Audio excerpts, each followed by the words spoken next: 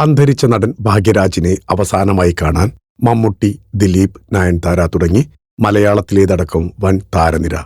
കണ്ണീരിലാണ് താരങ്ങളെല്ലാം. അന്തരിച്ച നടനും സംവിധായകനുമായ ഭാഗ്യരാജിനെ അവസാനമായി കാണാൻ മലയാളത്തിന്റെ പ്രിയ താരങ്ങൾ എത്തി. ഭാരതിരാജയ്ക്ക് പിന്നാലെയാണ് ഭാഗ്യരാജും നമ്മളെ വിട്ടുപോയത്. അതുകൊണ്ട് തന്നെ വലിയ വേദനയിലാണ് സിനിമാ ലോകം. ഭാഗ്യരാജ് മരണശേഷം തന്റെ കണ്ണുകൾ ദാനം ചെയ്തത് വലിയ മാതൃകയായതും എടുത്തു പറയേണ്ടതാണ്.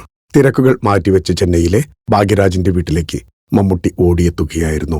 മമ്മൂട്ടിയെ കണ്ടതും ഭാഗ്യരാജിന്റെ ഭാര്യ പൂർണിമ ഭാഗ്യരാജ് പൊട്ടിക്കരഞ്ഞു. പൂർണിമയെ ചേർത്ത് പിടിച്ച് ആശ്വസിപ്പിച്ചാണ് മമ്മൂട്ടി മടങ്ങിയത്. നേരത്തെ ദിലീപും ഭാഗ്യരാജിന്റെ വസതിയിലെത്തി കുടുംബാംഗങ്ങളുടെ ദുഃഖത്തിൽ പങ്കുചേർന്നിരുന്നു. ദിലീപ് നായകനായ മിസ്റ്റർ മരുമകനിൽ താരത്തിന്റെ അമ്മായിയച്ഛനായി വേഷമിട്ടിരുന്നു ഭാഗ്യരാജ്. ഏറെ നേരം അവിടെ ചിലവിട്ടാണ് ദിലീപ് മടങ്ങിയത്. നിറകണ്ണുകളോടെയാണ് കീർത്തി സുരേഷ് ഭാഗ്യരാജിന്റെ വസതിയിലെത്തിയത്. കണ്ണീരടക്കാൻ പാടുപെട്ട കീർത്തിയെ പാർത്ഥിപൻ ആശ്വസിപ്പിക്കുന്ന വീഡിയോ സമൂഹമാധ്യമങ്ങളിൽ വൈറലായി. ഭർത്താവ് വിഘ്നേഷ് ശിവനൊപ്പമാണ് നയൻതാര ഭാഗ്യരാജിന് അന്ത്യോപചാരം അർപ്പിക്കാനെത്തിയത്.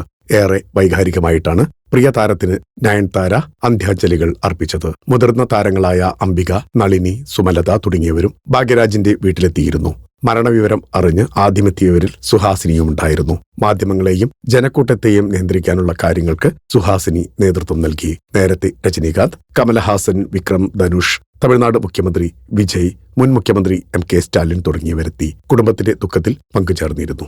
ശനിയാഴ്ച രാവിലെയാണ് ഭാഗ്യരാജിന് ഹൃദയാഘാതം ഉണ്ടായത്. പ്രഭാത നടത്തത്തിന് ശേഷം മടങ്ങവേ ആയിരുന്നു സംഭവം. ഉടനെ ആശുപത്രിയിലേക്ക് എത്തിച്ചെങ്കിലും മരണം സംഭവിക്കുകയായിരുന്നു.